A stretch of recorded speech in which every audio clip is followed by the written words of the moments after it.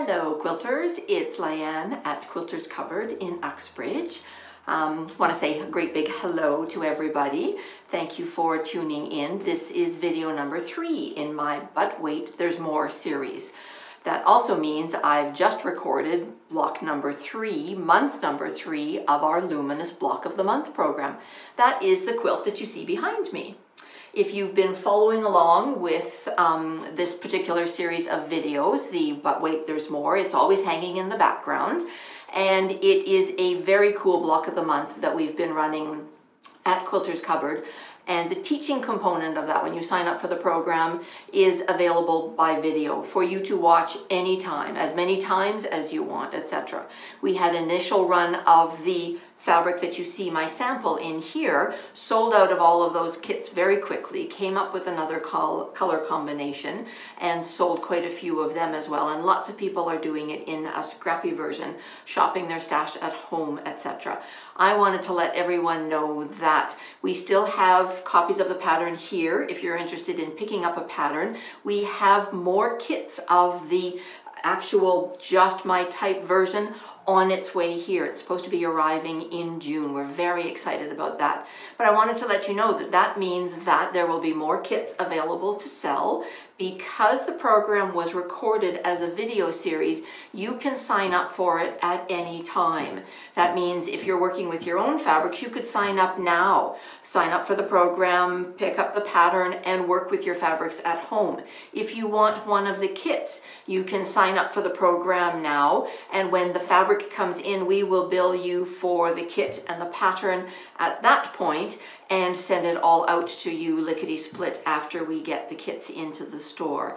So if it's something that you think that you're interested in, you guys know how keen I am on everything related to Studio 180 design products. There are adaptations within the pattern for both the rulers from Studio 180 as well as regular instructions to be able to make it without specialty rulers. I love being able to oversize things, trim them down for accuracy, and that's what I've been sharing with you guys in this particular video series. But I want to let you know that you don't necessarily have to have all of the rulers to be able to make the quilt. You don't have to have all of the rulers to sign up for the program. You can still sign up and enjoy the monthly videos, enjoy the private Facebook page that we've got where we're sharing the blocks that everybody's doing in their different fabrics, sharing questions, tips and tricks and that kind of thing on it, etc. That's still available for people to tuck into at any point. And I'm also so excited about the fabrics coming back into the store. Blues and greens, of course, are near and dear to my heart, but the coloring and the look of the quilt, etc., appealed to a lot of people. We had a lot of people on the waiting list. Some we were not able to help them out at that point. So we want everybody to know that fabric's on its way and should be here in June, and we're excited to share that with you. So check out the webpage. If you've got further questions, by all means email the store and we'll see what we can do about answering your questions. Okie dokie. All right, so because of the not only just the rulers that we're using in the pattern, but also there are so many other circumstances where I use the rulers. And I am all about having more than just one use for the tool. You guys know that about me. I want to know that we're getting our money's worth, but also I want to know that we can adapt other patterns and utilize the tools. There are certainly lots of patterns that are written by Studio 180 and Deb Tucker certified instructors for using the tools, but there's also so many other cool patterns that you want to be able to adapt. And once you're familiar with the tools, then there's a great way for you to be able to have the accuracy that's provided by them, make your projects turn out really nicely. So what I'm going to share with you today is the squared ruler. And Deb Tucker actually has created quite a few different versions of her squared in different sizes. So the very first one is the squared regular ruler. This one does blocks up to and including 6-inch finished size square in a square blocks.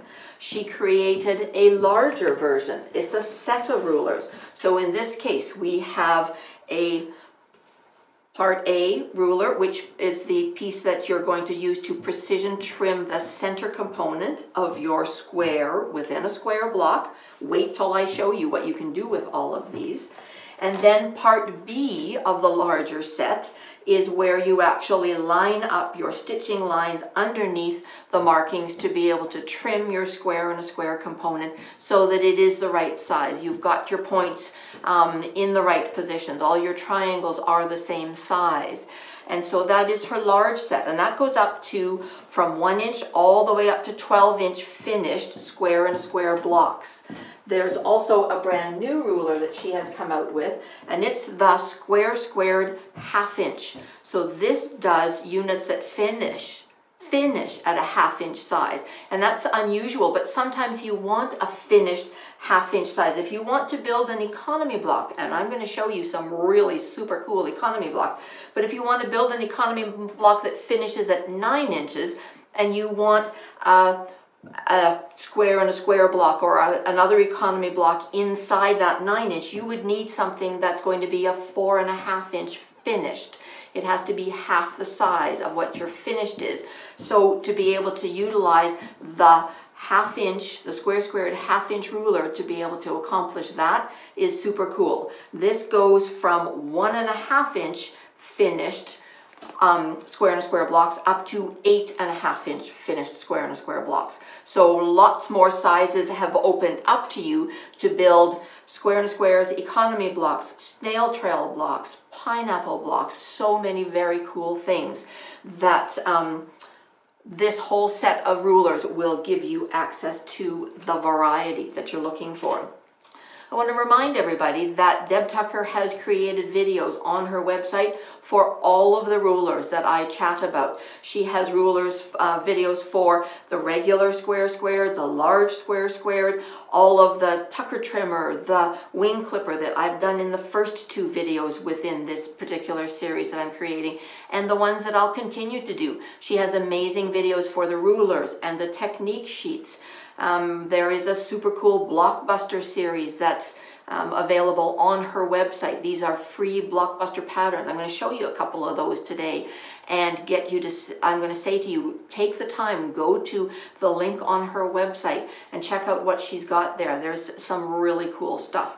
And that teaching component for you to see her do the videos at whatever time it is that you get to sew. We quilters have different schedules all over the place, so we sew at different times, and to be able to tuck into her videos when it's convenient for us to learn something new is super cool. I'm just kind of tagging onto that and saying this is something I'm excited about. I want to show you a little bit, a little snippet of it, etc., and then you can run with it and know that you've also got her knowledge that she's used to create these amazing tools to be able to tap into on her videos. Okay, so as I said, I'm going to chat about the square squared ruler today. So I'm going to mostly talk about things that are within working within the smaller ruler. This one is a very usable size. We have used it in the luminous block. Block number 1 had a square and a square component. Block number 3 today, I just challenged our block of the month quilters to try at something new and different into one of their blocks, again using the square squared ruler. I do want to point out, if you've got one of the original versions of her square squared ruler, it will actually say square with a number 2. The mathematical version for squared, square squared, is what she originally labeled the ruler as. We would still always call it the square squared ruler, but the type on it looked a little different. She now actually has spelled out the word square squared.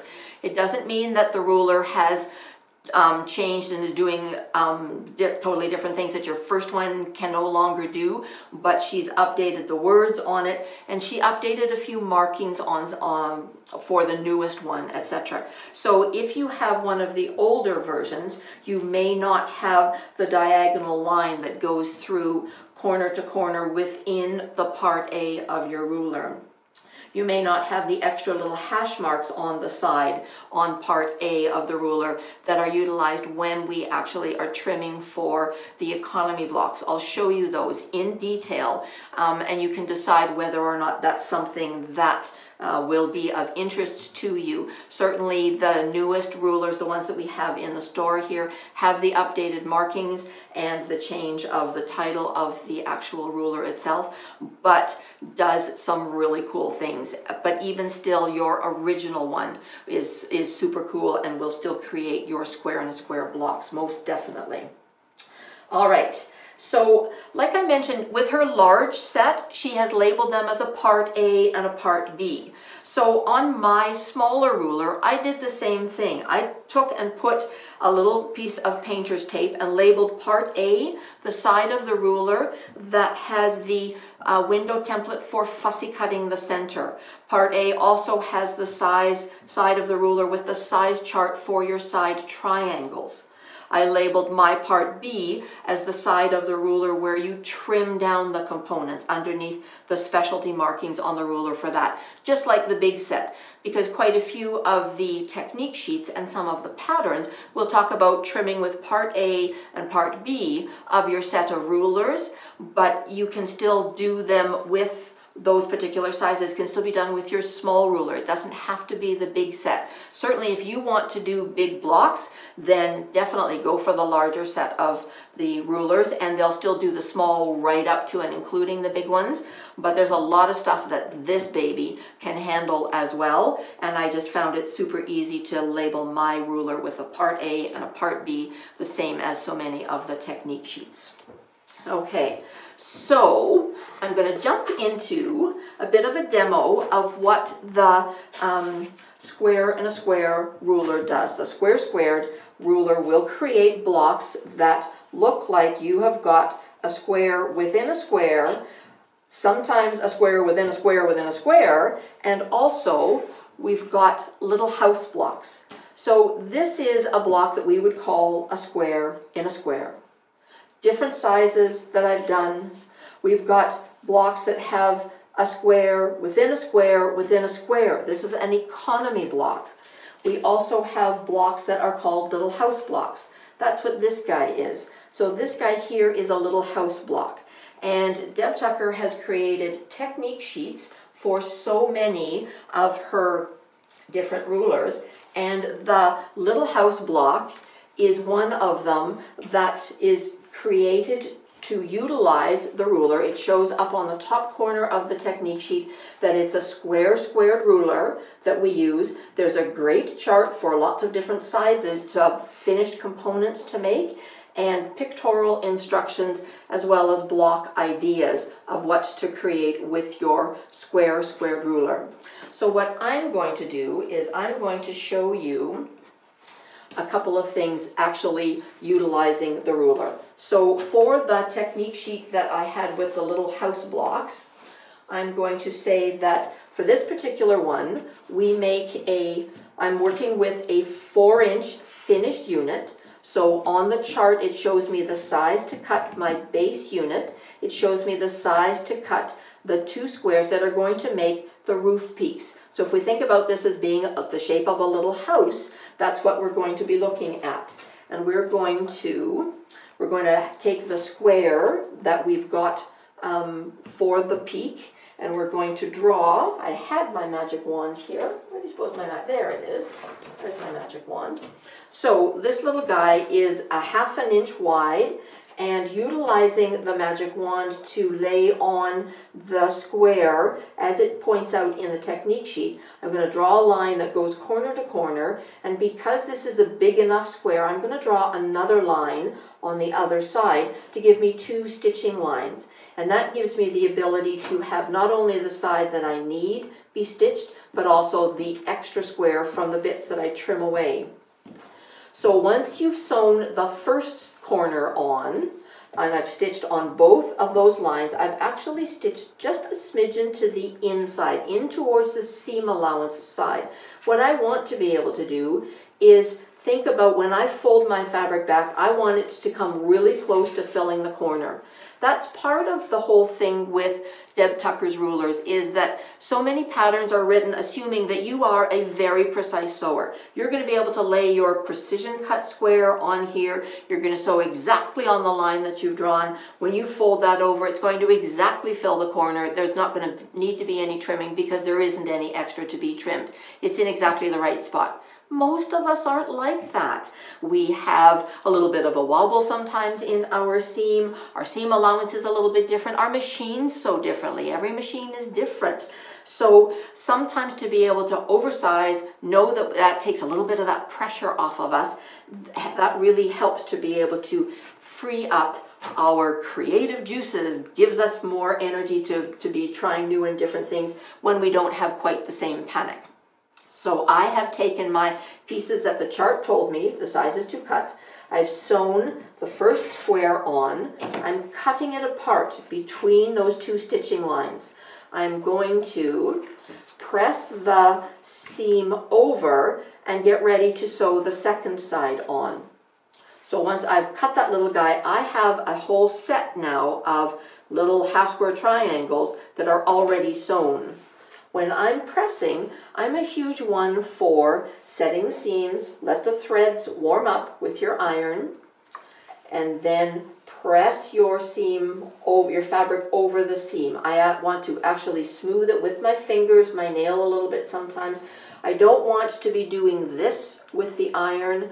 I want to be able to just set the iron on top carefully and then let the weight of the iron and then the weight of my clapper be able to set that seam nice and straight.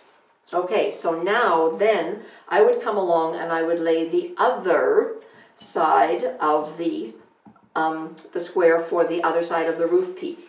Now it doesn't matter whether you sew it on this side or whether you sew it on this side, just make sure that your seams are going the right direction. If I was to sew this way, this would not be right. I wouldn't be able to sew this and this. That would be in the wrong spot.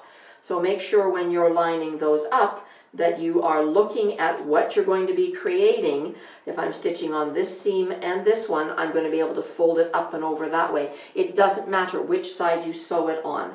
My second sample here actually has the piece sewn on the other corner.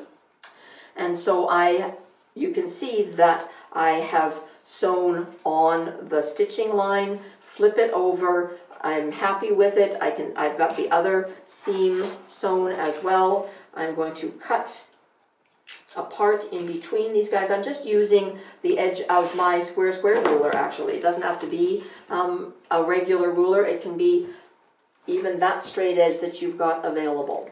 Set my seam, press it over gently with my fingers, press it out.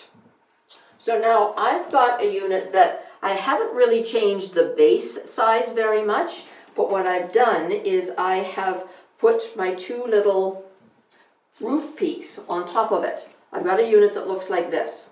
So in this case, you can see that my one corner didn't quite line up exactly on the top. I may or may not have them lined up neatly on the side. Now we're going to trim it. This is where another piece of the magic of the ruler comes in, is that I'm going to use part B of the ruler to trim the whole unit down and have that peak be in the center of the roof and get the piece be the size that I want it to be. So if I'm trimming this to a 4-inch finished little house component, I'm looking at, can everybody see the number 4 that's up here? It's in all 4 of these X's. If I'm doing a squared unit, I'm going to have that X be in all of the seams, but in this particular case, I want this to be along the peak of the roof. You can see that I've got fabric all the way around. It's about 1/8 of an inch. Not only around the edge of the ruler, but also around the edge of what will be my 4.5-inch square. I don't want to just take the ruler and trim it willy-nilly to a 4.5-inch piece. I actually want to have some guidelines to show me that that's going to be in the center, that these guys are going to be in the spots where they need to be. If I'm actually going to be lining it up with another component that has a center seam, I know that that piece will line up exactly where it's supposed to. So I'm going to give it a trim up the side and across the top. Pull my piece away like this, across the top. Then I'm going to lift the ruler, rotate the unit.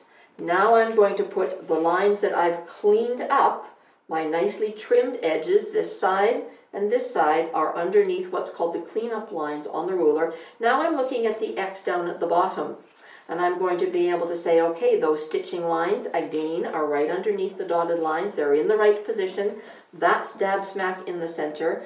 I'm going to trim up the side and across the top and know that that block is exactly where I want those pieces to be positioned.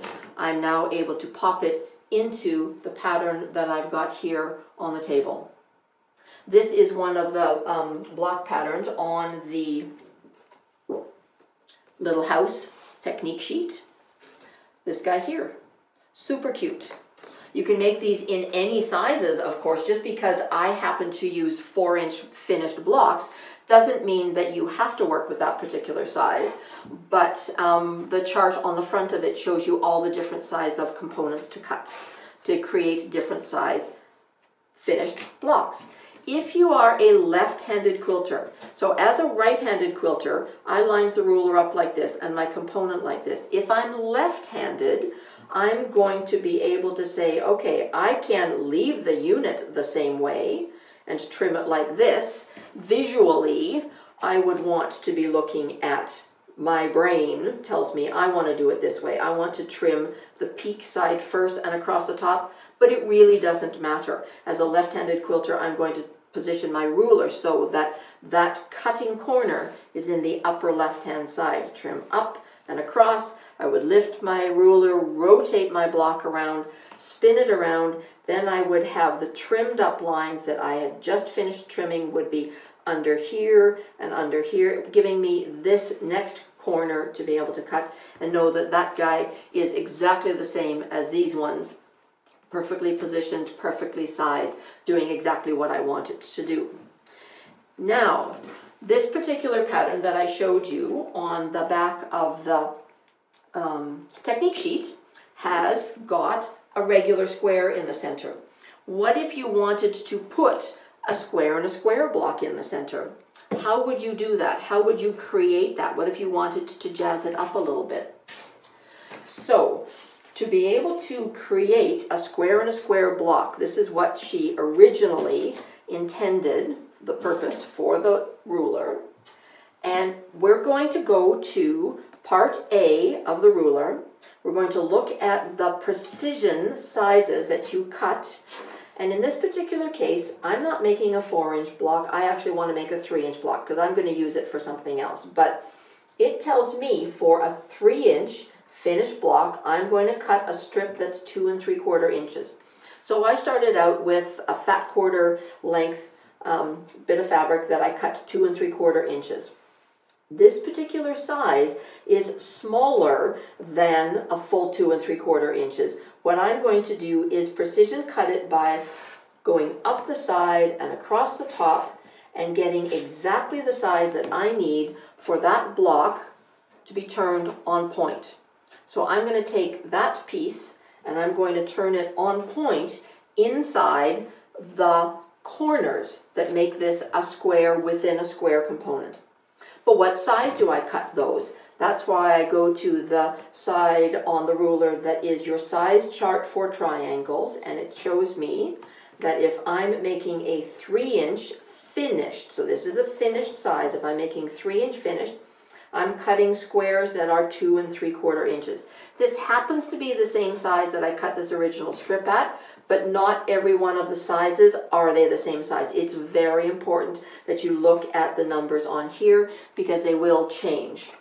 So you're going to take a regular square and you're going to, that was 2 3/4 inches, and you're going to cut it into a couple of triangles. There's 2 of them and there's 2 more. So 2 squares cut into triangles will give me what I need to sew on the sides of this guy.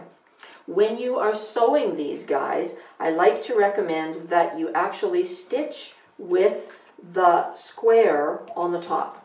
Look at the size of the triangles at the bottom. That's okay, they're supposed to be, but you've precision cut this center. So when you've done that, you want your best eye to keep track of where you're sewing along the edge of there, so put that square on the top. So first one side, and then sew the other side, and then you're going to press those seams out towards the side, and then sew sides 3 and 4.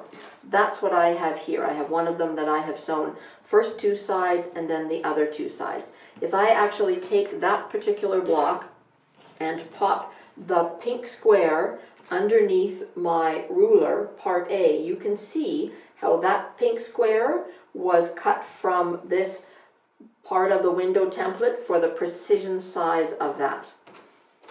That particular piece now, I'm going to trim it down to the 3-inch finish. So I'm going to take my ruler and I'm going to turn it around so that I have got the 3-inch size pieces, 3-inch size lines rather, on my ruler. All these X's are going to be lined up right over top of my stitching lines, and I can see that I've got fabric sticking out beyond the edge of the ruler, beyond the cleanup lines. It's going to clean up all of the dog ears that are sticking out there, all of the oversized, giving me breathing room kind of bits of fabric that are sitting out there. Lift the ruler, rotate your unit around, same thing again. I'm going to put the stitching lines right underneath the lines on the ruler. I've got the 3.5-inch cleanup marking lines here. You can see the dotted line here and here is going to show exactly where your seam allowance from the pieces that you are joining it to are going to be positioned exactly where you want them, right in the corner. So that guy is now 3.5 inches unfinished for a 3-inch finished square and a square block. Super cute, very precise. Now what if I wanted to jazz up this particular block a little bit? What if I wanted to instead pop a square and a square component into there? If I want to do that, I know that this size of block is a 4-inch finished, so I'm going to go to my window template side of my ruler, part A, and look for the lines that say center square for 4-inch finished block, cut from a 3.5-inch strip, but don't leave it at the 3.5 inch. That's the real key, is that you have to remember to always come and actually cut the correct size so that it's exactly the size it needs to be for a 4-inch finished block.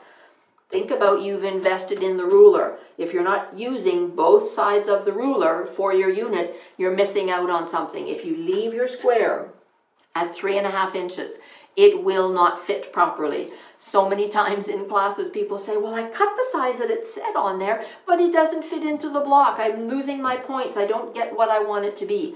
It's all about the precision center of that weird measurement that goes corner to corner when you rotate your block on point.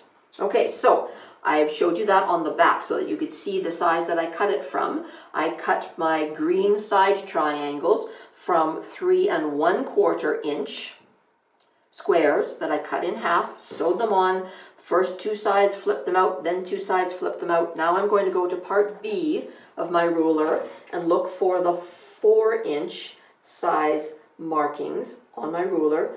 Rotate the ruler around so that I can get those lines exactly where I want them to be over top of my stitching lines, points into the corner, and I've got room to trim. And look how wonky this ended up. Not that I did this on purpose, but this ended up wonky. If you have odd-sized dog ears sticking out either end when you're sewing them on, it can shift it around. If I didn't have the ability to position this underneath a ruler and clean it up, I would end up with triangles that were going to be different sizes in my finished block. This triangle would be a different size from this one, and this guy, these points are not going to be lined up where I would want them to actually be meeting points here. You can see how those would be off kilter. So instead, because it's oversized, because I now have the ability to position it underneath something that's going to give me the exact correct positioning. Fuss for a moment and get that right where I want it to be. Trim up and across. Don't forget, if you are left-handed, you're just going to shift the ruler and you're going to be able to do the same thing with your markings. Put those 4-inch lines underneath, over top of your stitching lines, up the side and across the top with your rotary cutter in your left hand. So let's line this back up again.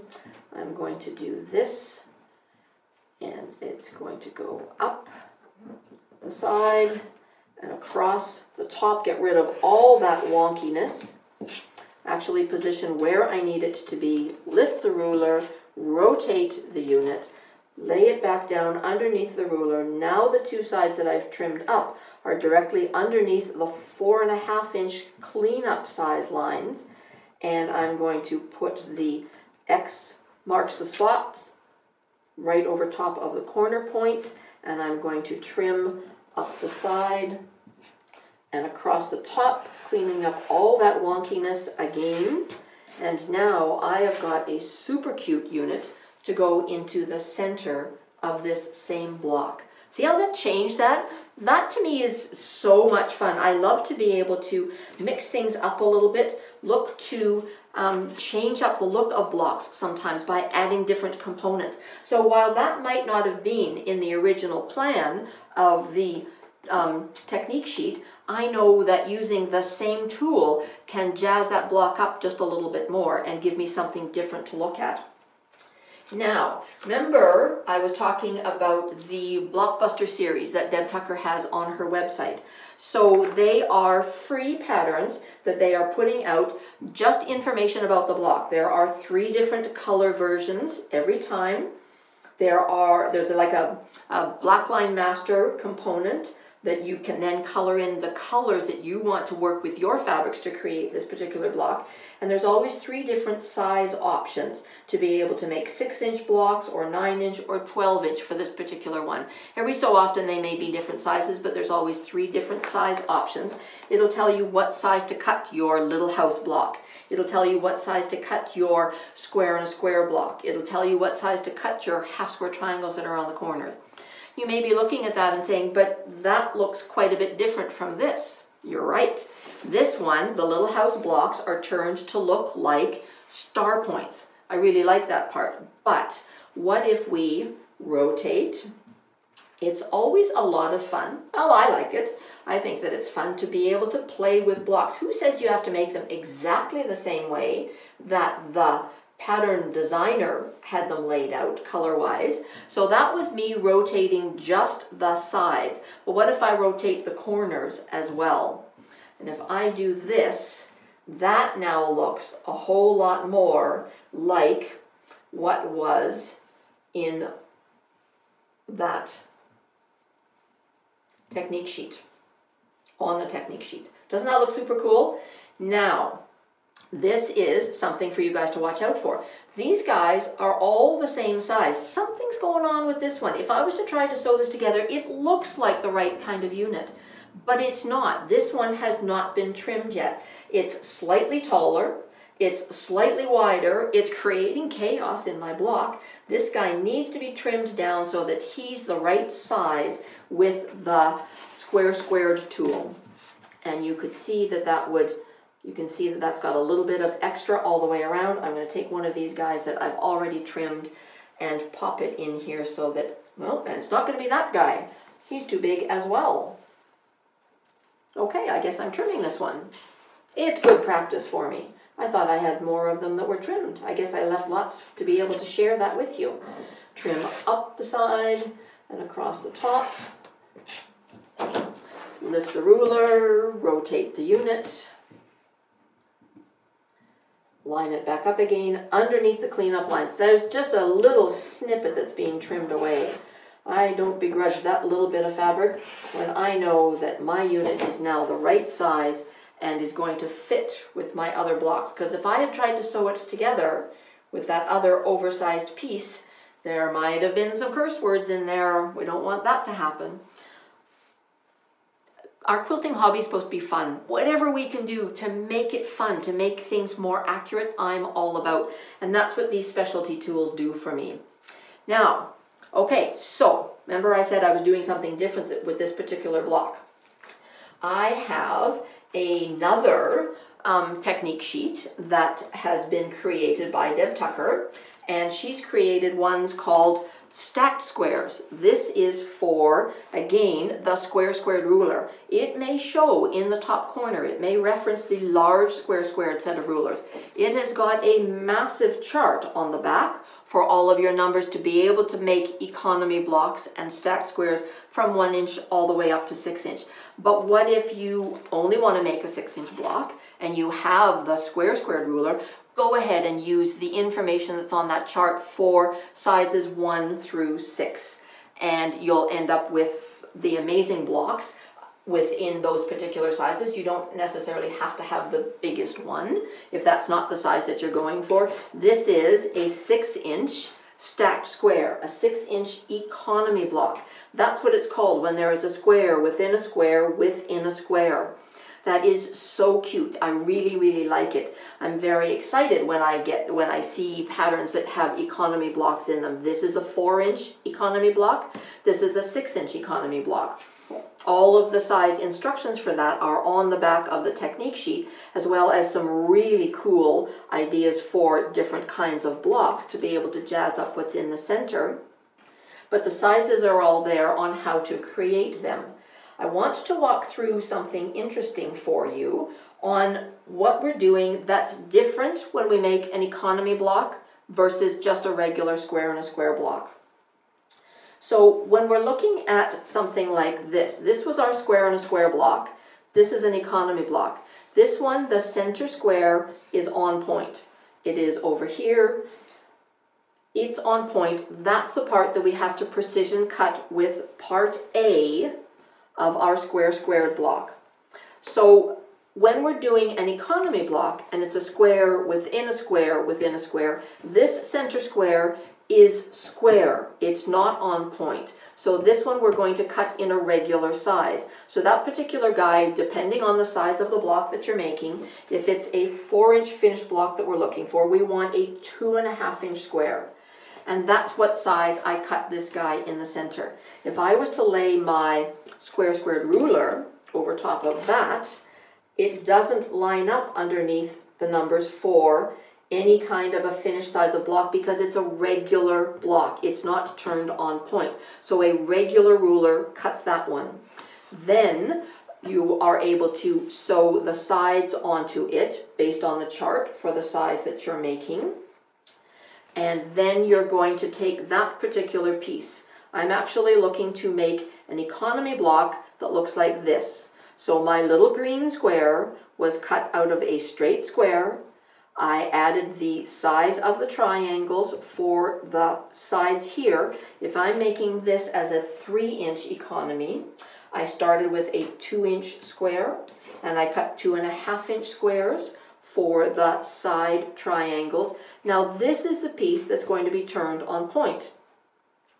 Just like this guy was. This one didn't have a square in the middle. It's not an economy block. It is a squared block. But this guy's going to be an economy block.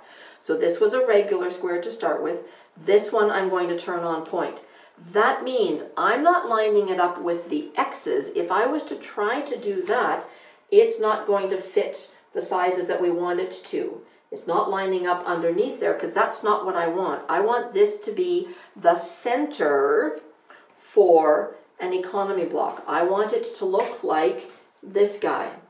So to do that, I'm going to come to part A of my ruler.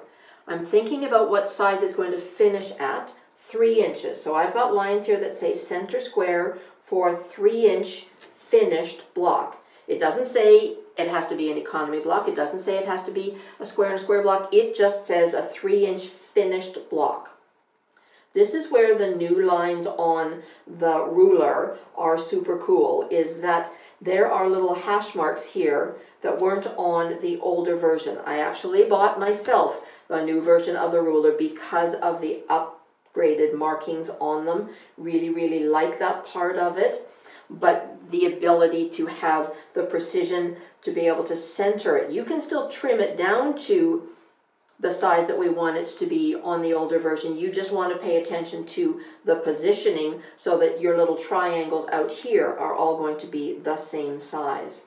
So I can see that by lining up those little hash marks right into the points there, you can see the dotted line shows where your stitching line is going to be. I'm able to trim off the sides here, lift my ruler, rotate the block, lay it back down again, and again I'm going to line up my cleanup lines, the two sides that I just trimmed, and reposition. See, I don't have X's here, do I? I have these little marks that are going into the corners. This again is because we're trimming this to the precision size that it needs for it now to be turned on point. So when I take that and add the background triangles, first two sides and then the other two sides, that's going to give me this economy block.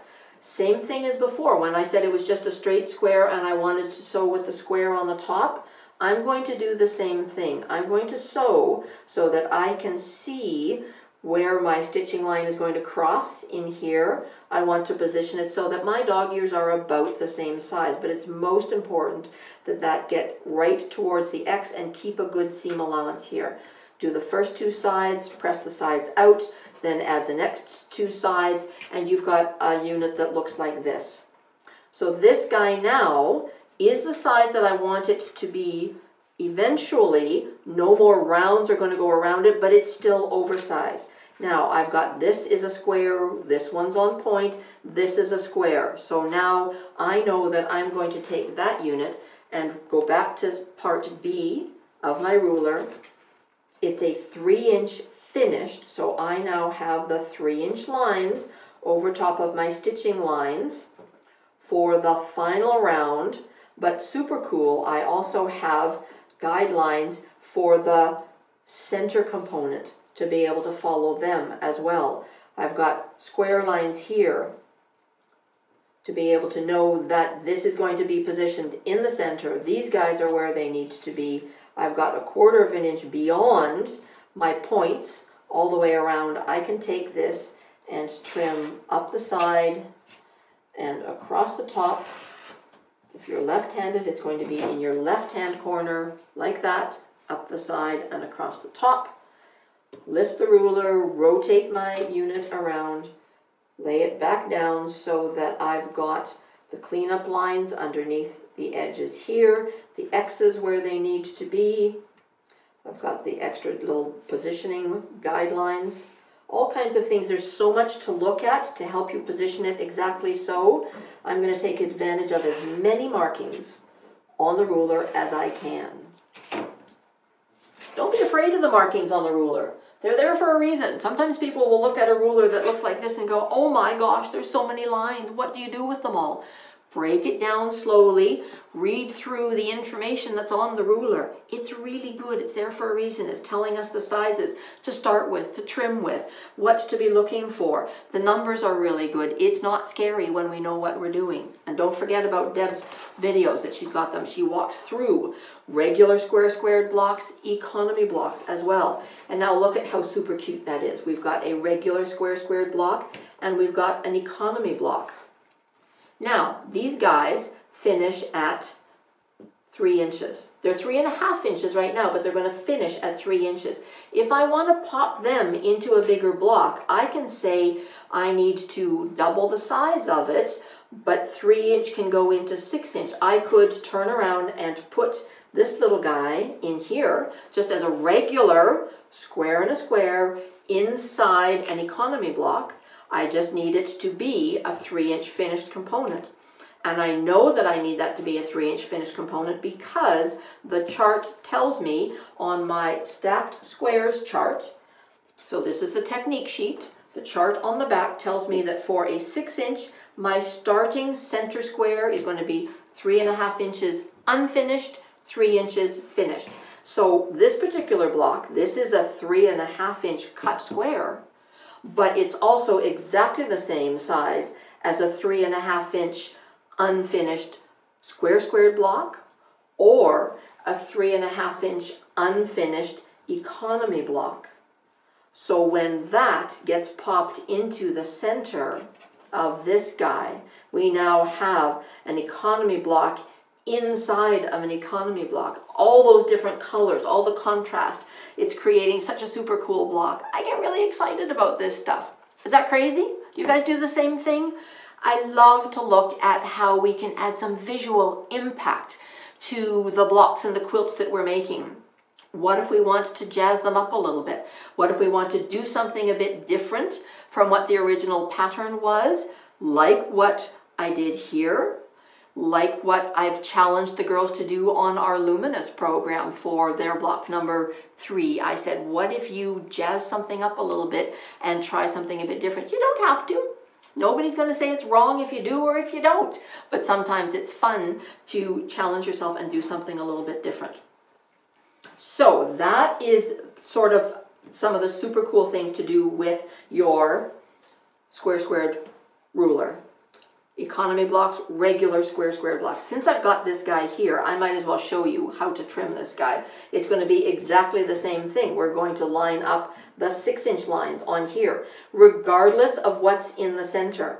If I make some more blocks with the little itty bitty economy block in here, it's going to be in the center. I will have sewn it instead of the purple. I will have sewn this in there, sewn the green triangles around, and then sewn the multicolored triangles around.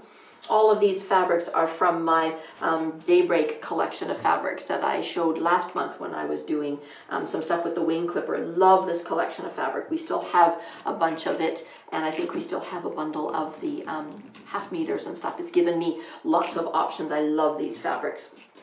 So regardless of what size you've got in the center, you're going to be able to turn around and trim up the side and across the top, trim that guy down to exactly the 6.5 inches that you needed with using the regular ruler.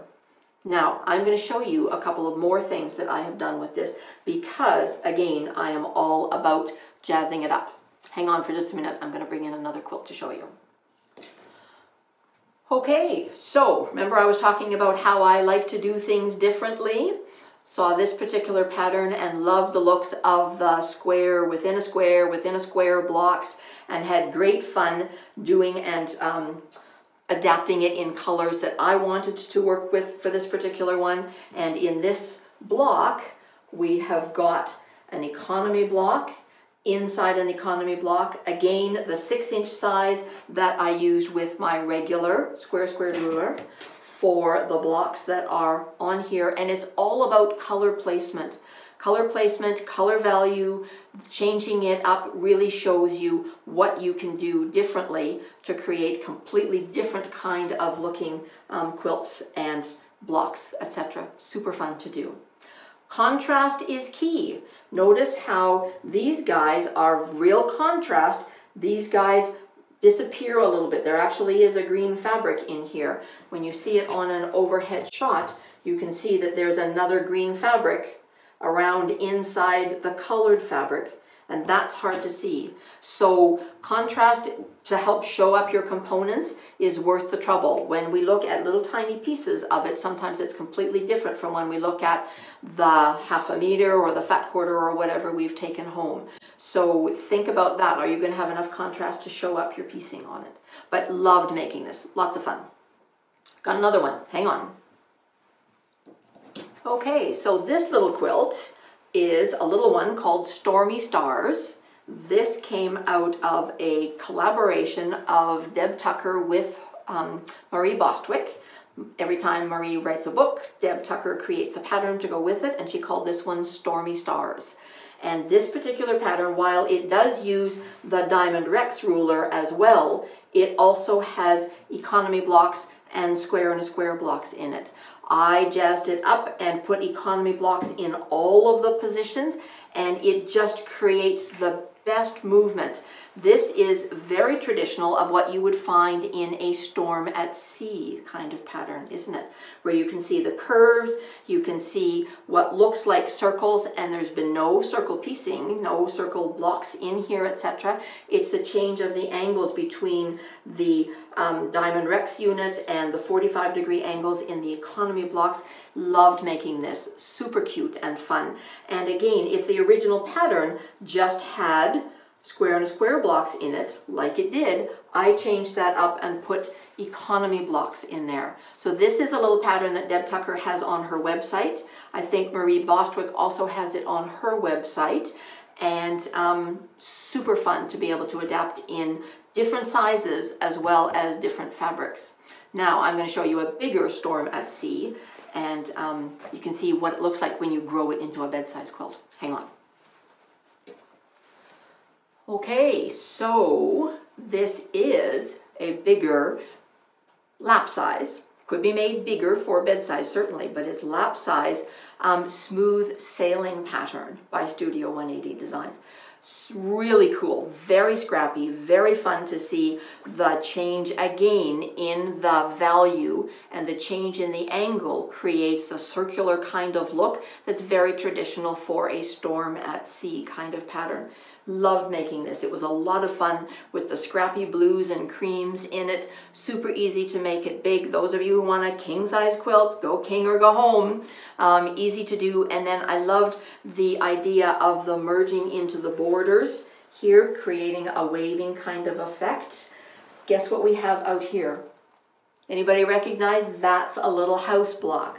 So we're using the square squared ruler for the square squared blocks here. Remember I talked about if that's on point, if that particular block in the center is on point, it's the regular square and a square block. And then this is the economy block, where we now have the center block square, then a round of blues that's on point, so that was trimmed with part A, and then triangles were added around, and it was trimmed with part B of the ruler at the 6-inch finished size. So super cute, and creates that different angle when paired with the Diamond Rex ruler that gives you that storm at sea curving effect. Loved making this. I loved it so much, I made another one that's similar but different. Hang on. Okay, I'm back. Again, this is the same premise. This is the storm at sea kind of placement, but this is the large size pattern that Deb Tucker created. It's actually called Stormy Stars again, but not in a wall hanging size. This is more of a bed size. Again, can be grown to be bigger if you want, but it's got the same components in it. When you look at it, it's got the same square and a square block. It's got the same Diamond Rex blocks. It's got the same economy blocks. It's got exactly the same positioning of all of those, but because the color placements and the value placements are different, your eyes are really drawn to the stars and the curving swoop of them, and the economy blocks are creating a totally different kind of visual on here. Loved making this one as well. It looks so different from the smooth sailing, but they both have exactly the same components, done with the same square squared ruler for the square and a square blocks that are in here, for the economy blocks, and the Diamond Rex ruler that was popped into there as well to create the star points. It's a beautiful pattern. It was so much fun to make. I had a lot of gals in classes make this in so many color combinations. It was really fun to make and see, and so many of them done and finished and enjoyed by everyone. So highly recommend that use for them to create that very traditional storm at sea kind of pattern that previously would only be paper piecing. Sorry everybody, if you love paper piecing, that's great. It's not my cup of tea. I am all about rulers. If there's a ruler that'll get me there, I'm all for it. Super fun to make. But wait, there's more. Can you believe it? I have even more to show you. Hang on. Okay, I'm back. Here's another thing that I had great fun whipping up with my square squared ruler, is one of the blockbusters called Card Shark. She's done so many of these blockbusters. This one's number 37. She's actually up to, I think, number 57 now. But this particular one was so appealing to me. I loved the idea of this. This is using the squared ruler again, along with the Tucker trimmer, and it has a 4-patch in the center. If you've got the 4-patch square up ruler, great. If not, you want to make just a traditional 4-patch for the center, that's fine. But look at how cute that is. I mean, the pizzazz, the wow factor of that was so much fun to create. And it's the same premise, the same ideas as what we did before. Think about where I was talking about the placement of your blocks. So when we look at this from overhead, we're looking at the square that's in the center is square. So that means that square is going to be not trimmed with the specialty ruler, but trimmed the size that the pattern tells us depending on which size of block that we're making. So for example, I was making a 12-inch block, that's what this guy is. So I just wanted to create a stacked square in the center that was going to finish at 4 inches. So I went to my technique sheet for my stacked squares. It told me what size to make the 4-patch in the center. That's what this little guy is here. Trim that down so it's exactly the right size.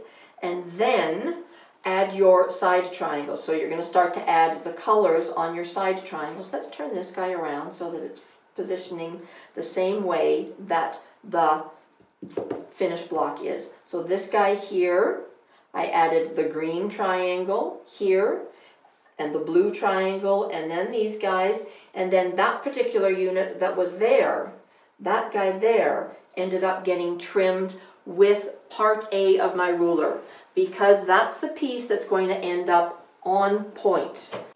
Okay, so here's your little 4-patch in the center. Then you're going to add the side triangles around here. And then that piece is going to get trimmed with part A of your ruler so that it's the precision size for the piece that gets turned on point. Then you add the colored triangles again around the outside of those so that now you've got the piece that then is turned square so that that piece gets trimmed with the 4-inch trim down on part B of your ruler. So we've got regular 4-patch, part A trims this guy, part B trims this guy, then we've got combination units here, and here, and here, and here, and they are trimmed with your Tucker trimmer as well as your half-square triangles that create this really cool block. So while the Blockbuster doesn't have all of the pattern instructions for you, it refers to what you need to be looking for that information. You're looking for your Tucker trimmer, your squared ruler, and your stacked squares design sheet.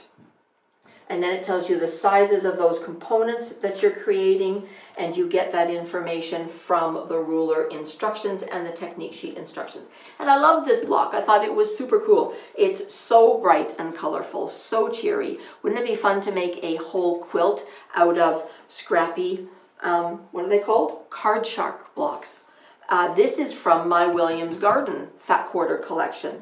That was a collection that we had featured from Deb Tucker herself. It was in our reindeer games from last year. I think we might still even have 1 or 2 Fat Quarter bundles of that. Bright and cheery and fun, just like the block itself. That was lots of fun to create. Check out all the other Blockbusters on the website. They are really cool and a lot of great ideas for you. But wait! There might be some more. Hang on.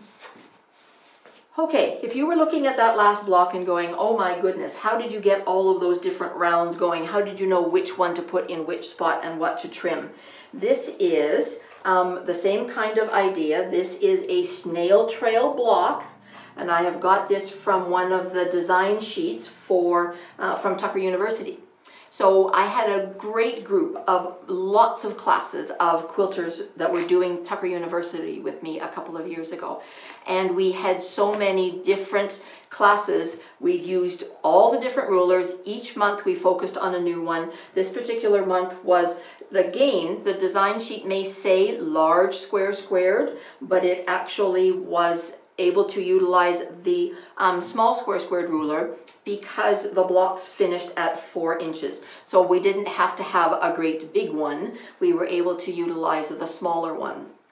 So when you're looking at creating blocks and what are you going to do at what round, at what stage, so I've got a couple of breakout pieces here to show you. In this particular case, we're starting with a 4 patch in the center. So if I'm going to look at, the other thing I want to point out is, take a look at the difference in these 2 blocks. So these are both 4-inch finished blocks, but again, we've got one 4 patch that is square and one 4 patch that is on point. So that means we're going to do 2 different things with them. We're going to trim one of them with part A of our ruler, and one of them is just going to stay as a regular square.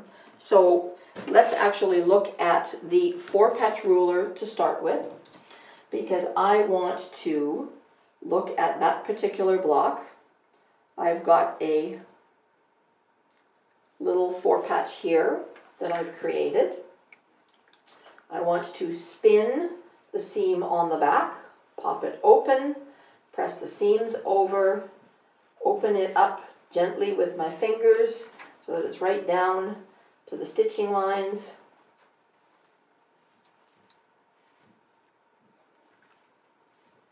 Press that out. And now if my pattern tells me that that needs to be a 2.5-inch square, I know that that is a 2-inch finished 4 patch.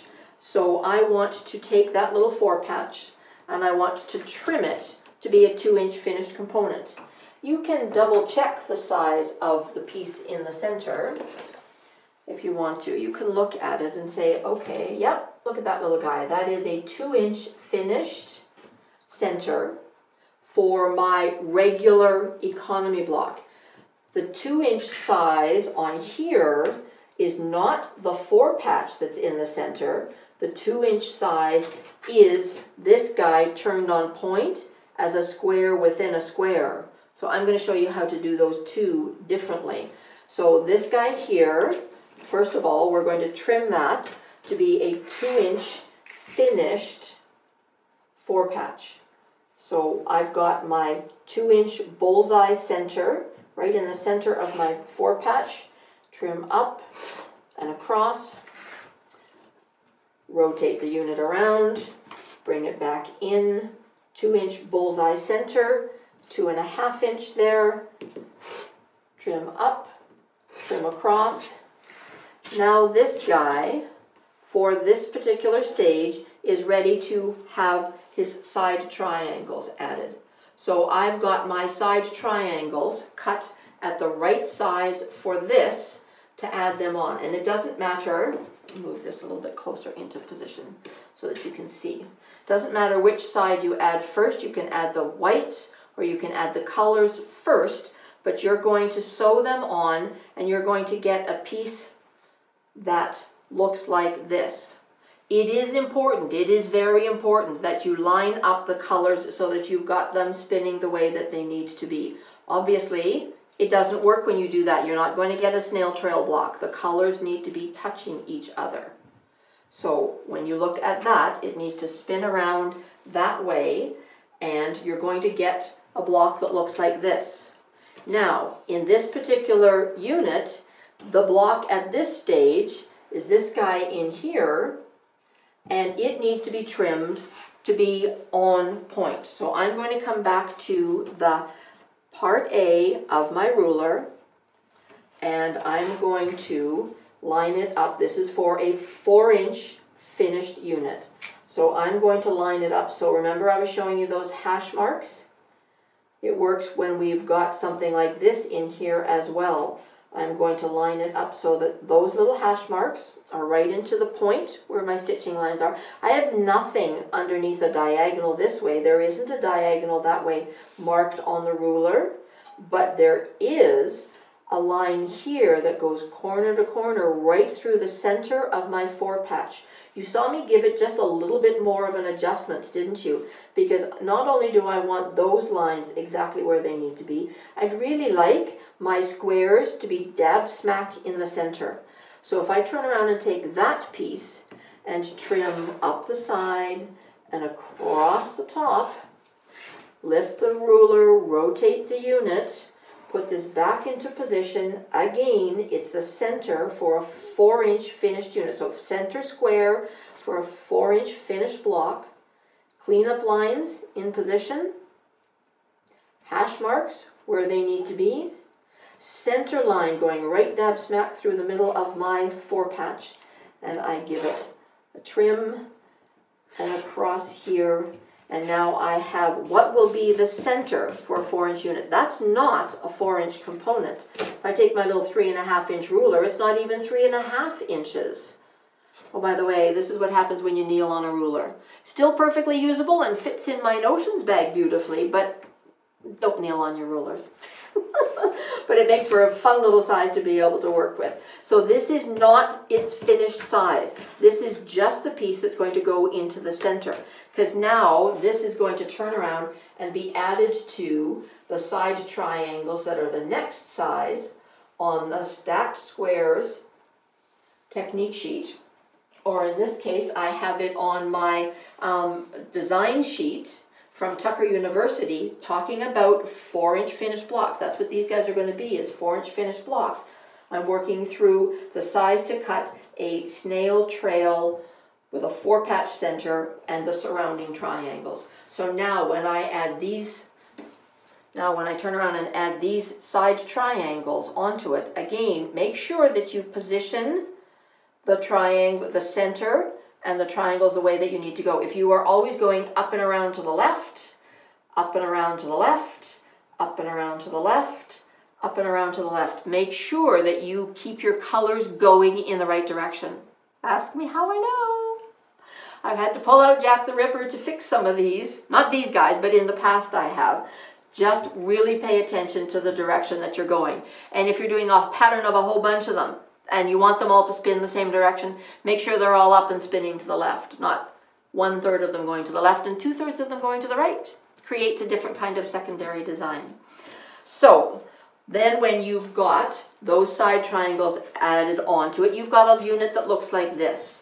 So now that is its final size. We're able to take part B of our squared ruler, and I'm going to put my 4-inch size markings directly over top of my stitching lines here all the way around. I know that it's positioned exactly where it needs to go. I can see, if you want some extra markings, I can see that the line from the 2-inch side goes right through that little 4-patch. Not only do I have the lines here, but I can also use that one, which is half the size of the finished size that I'm making, as an extra positioning kind of double check.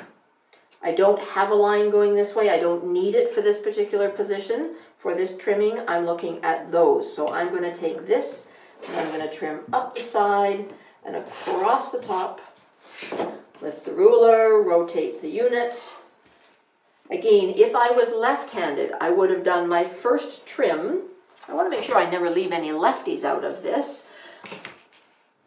I would have done my first positioning with my ruler like this, and I would have gone up the side and across the top. Those are the 2 sides that I trimmed.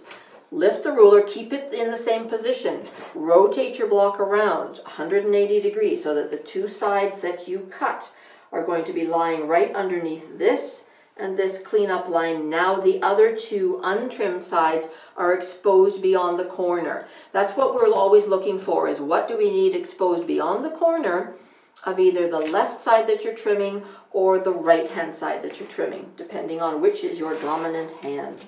So if I go back to the right-hand trimming, the sides that I trimmed, cleaned up underneath the cleanup lines, my stitching lines underneath my dotted lines, my X's spot on into the corner, I'm going to have 1/4 inch seam allowance all the way around there to be able to say, look at that little gem. So that is an economy block. It's got a center, one round, and another round. That's an economy block snail trail with a 4-patch in the center. But what if you want to make something like this? What are we going to do about that? How do we think about it? This is what I find is the trickiest part for people to think about in classes. Which one do I trim with part A? Which one do I trim with part B? It's all tricky, but not if you break it down and actually look at what you're looking at. On the design sheet here, I've chatted before, these design sheets from Tucker University, we have them back in the store again now for sale. If you weren't able to join us for any of the Tucker University classes, you live farther away, timing doesn't work, that kind of thing. If you're a confident quilter, if you're learning how to do all the things with the rulers through other classes with us, with me, that kind of thing, by all means, think about looking at some of these, because the ideas on the back, the sampler block ideas on the back are so amazing. Any one of these blocks you can pick and you can make an entire quilt out of. You can do a whole bunch of different ones. Have a sampler block out of just squared rulers. You could have a sampler block of just Lemoyne Star ruler blocks. Any of those kinds of things, or mix them up, a progression like we did in the classes. Super cool, super fun to do, and so creative. It was a lot of fun to share with all of the students. But when you're thinking about what you're going to do with these different blocks, what side are you trimming? Look at what's on the design sheet. So when you think about these guys and you're looking at them, this guy here, your center square is on point, your center 4-patch. So it's clearly not this guy. This one here was this guy, the center on point, or square rather, this one on point, and then this one's straight up square. This one here looks like this guy, doesn't it? The center 4-patch is on point, and then it's got a round. When you break that down, that means that this little guy here is just a regular squared block. This is not a squared block. This is an economy block. This was trimmed just with my 4-patch ruler, but it starts out as a regular square. When I measure that with my ruler, that is a 2.5 inch regular square. This guy here, because it's on point, has to be trimmed with the squared ruler, part A. So here's my little 4-patch for this guy. Man, I've got stuff all over the place, don't I? I like to create in chaos. Sorry for anybody that drives you crazy. Big cleanup at the end every time, but chaos while I'm working. Genius at work. Okay, so I've created a little 4-patch here. I'm not trimming it with my 4-patch square up ruler because it's going to be in the center on point. I'm going to trim it with my part A of the squared ruler. So what I'm looking for there is the size of the block that I'm creating. If this is a 4-inch finished unit and it tells me that I need the center to be a 2.5 inch square, I need to think of this as being a 2-inch finished block. If it tells me that for this particular block, the center needs to be a 2-inch finished block, 2.5 inch square. This guy was a 2.5 inch square, but not on point. So that means that for this to be a 2-inch finished center, see what I did?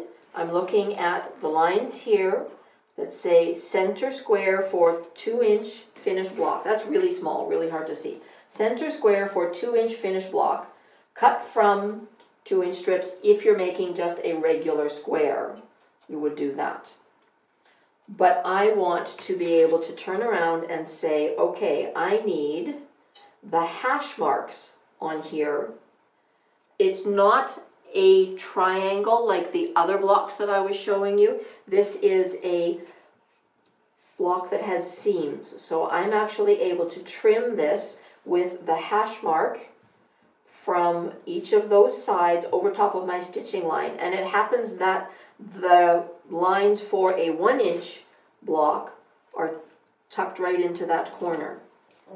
But this is the precise sizing that I need for an on-point center for a 2-inch finished block. So we need to think about this as being a 2-inch finished squared block. Just this little guy in here. This little 2-inch finished squared block. So this guy got trimmed with part A. Then I'm going to move in and I'm going to sew the side triangles on it. So this little guy here gets the side triangles sewn and the colors are coming up and around to the left. He's sitting on point, so I'm going to turn him on point, sew the side triangles on, and I get this guy. When you shrink it up with your seam allowances, it becomes this guy. So then, from that, I'm going to be able to take my part B, because this could be where I stop. This is a squared block finishing at 2 inches. It just happens to be that it's going to become the center for something else. So I'm at part B of my ruler. I have got the stitching lines underneath the dotted lines. I've got an extra line coming through the center here, as well as the X's, lots of things to help me with positioning. I'm able to up and across,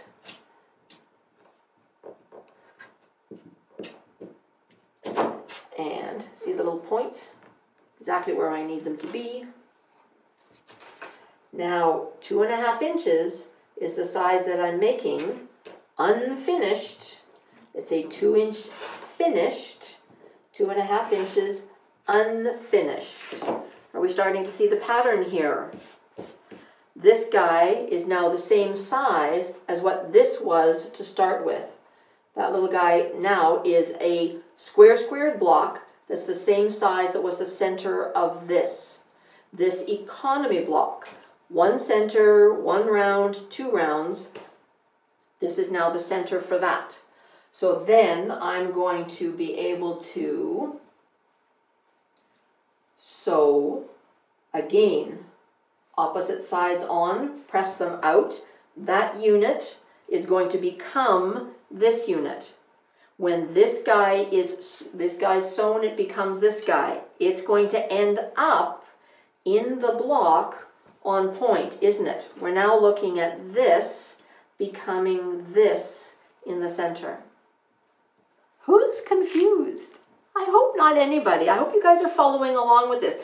This takes a lot for people to grasp sort of what is what are we looking at, what are we trimming. I want everybody to try and get a feel for, if you're looking at it square, you don't use part A of the ruler. If you are looking at it on point, that's what you trim with part A of the ruler. And this guy here is our finished unit. Right now we're at this stage. So this guy has to be trimmed on point to get him to fit into there. We had our little 4 patch that we trimmed on point. Then we trimmed this guy with part B as a straight square. Now we've added triangles and turned it on point. So now we need to trim this. We're back to part A with our ruler. So we're going to, again, our finished size is part of what we're looking for. So we are looking at the lines that say center square for 4-inch finished blocks. So we want that line, and we want, let's move this guy over to here so I can really frame what I'm looking for.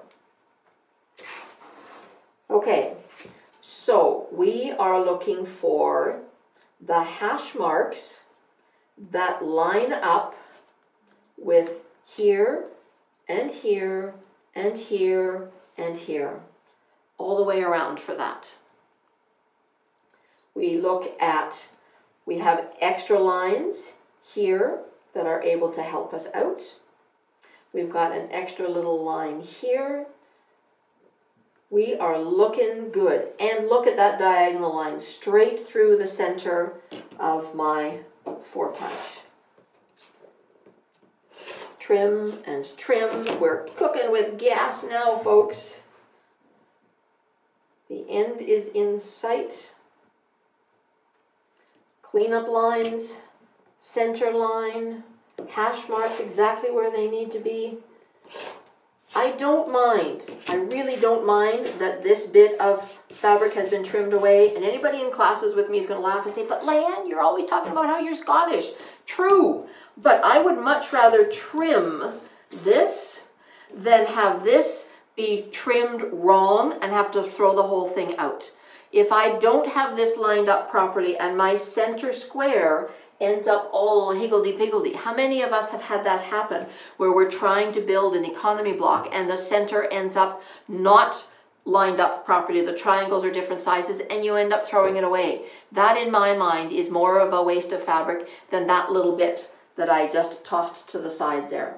So now, this little guy that's nicely trimmed on point, we're able to add the side triangles to and get our 4-inch finished 2-round economy block. We've got a square and a square inside an economy block, and that's really what a snail trail block does. It is so cute, it's so cool, it's so much fun to make. I get excited about this stuff, I can't help it. This little guy now, again, 4-inch finished. We're looking for those 4-inch line X's to be lined up over top of our stitching lines. We've got a line here for a reference. These guys doing what they're supposed to. I know that this extra little line means my little square is in the center there. I can see that I've got these guys exactly where they need to be, giving me 1/4 of an inch beyond my points all the way around. And that's going to be the same, whether you are working with 1-inch, 2-inch, 3-inch, 4-inch, 12-inch, whatever you're working with, it's the same kind of ideas. There are instructions on the stacked squares technique sheet for a 1-inch economy block. I have some at home, I couldn't find them. I needed to find them to bring them in because they're so cute. So that's a center within a round, within another round. That's a 1-inch finished economy block. But look at how cute those are. They look different. They are created slightly different. But we've got a center that's the same size, but another thing within the center of that one to ramp it up just a little bit. So a square squared within an economy block. And you can keep going. There are so many different things that you can do. I had one other little thing that I wanted to point out with the ruler. Hang on for just a seckie. What I wanted to share is how great this is for if you've got the large set, even if you're dealing with the smaller one, to be able to help to position a directional fabric and to be able to cut that center on point.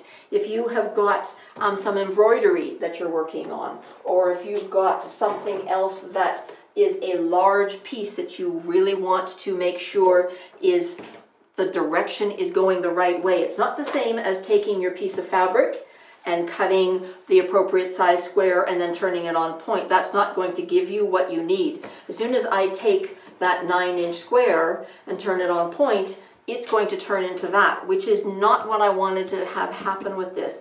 But what I was able to do was to be able to take my part A of my squared ruler and actually audition where I wanted it to go over top of the fabric. So I was actually able to say, okay, I know that if I've got this turned on point and I want to be able to see when it's on point, the window's going the right direction, I can do that. Opening up the fabric, you can see where I cut my chunk out. But if I want to do that, I can say, okay, if that has to be on point and the windows have to be going the right direction, I need to be able to cut it like this. So I was able to find the spot that I wanted, slide it over towards the edge. I've got some windowsills to be able to line it up on exactly. I was then able to fussy cut within that the size that I needed for it to be exactly right for this particular block.